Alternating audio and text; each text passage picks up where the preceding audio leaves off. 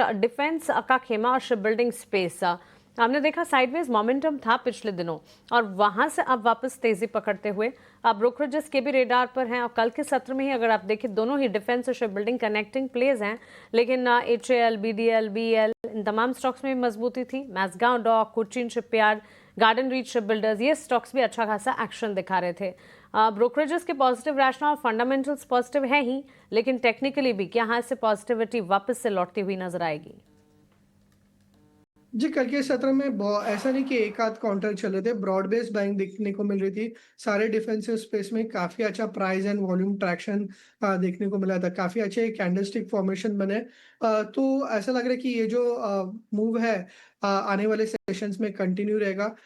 तो कल के सत्र में ऑलरेडी मूव आ गया है, तो हल्का-फुल्का अगर डिप आता है तो डिप में बाय करने की रणनीति रखनी चाहिए। जो काउंटर्स यहाँ पे स्पेशली अच्छे लग रहे हैं वो है मज़गांव डॉक, जिसका ट्रेड सेटअप ऑलरेडी डिस्कस किया है। अलोंग विद दैट अगर आप HCL का भी चार्ट देखें तो काफ़ी अच्छा 200 DMA के पास बेस बनने के बाद एक रेंज ब्रेकआउट कल के सत्र में देखने को मिला है।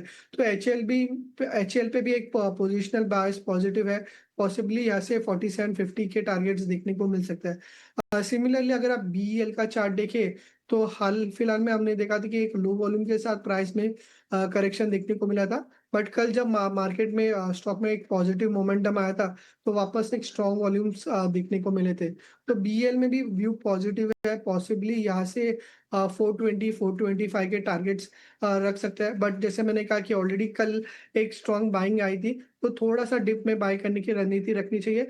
समवेयर अराउंड 380 82 के आसपास स्टॉक के लिए काफी अच्छा सपोर्ट रहेगा।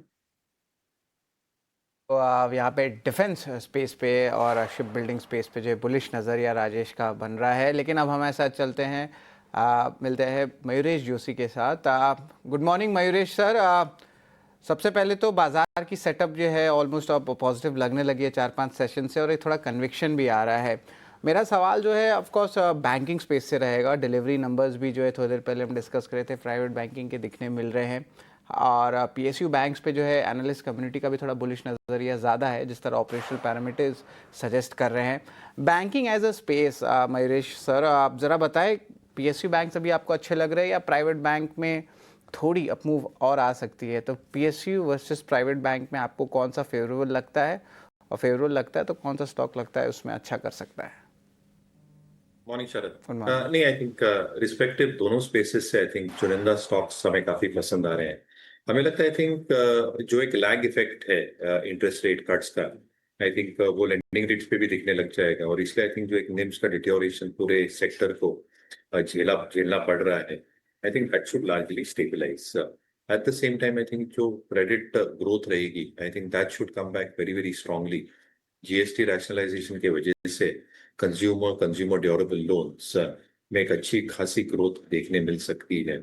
And eight the same time I think जो प्राइवेट केपेक्स में एक सिग्निफिकेंट ग्रीन शूट्स दिख रहे हैं, वहां पे भी मुझे लगता है I think advances growth should be reasonable enough. जहां तक डिपॉजिट ग्रोथ का सवाल रहा है विद फॉलिंग रेट्स, थोड़ा एक दिक्कत का मामला हो सकता है, बट कहीं ना कहीं I think banks are trying to ramp up their CASA to a certain extent, और इसलिए क्रेडिट डिपॉजिट रेशियोज एक्सपेक्टेशंस जो प्रोविजनिंग इन्होंने बैलेंस शीट पे की है, PCR ratios look extremely strong, और जो रिस्क वेटेड एसेट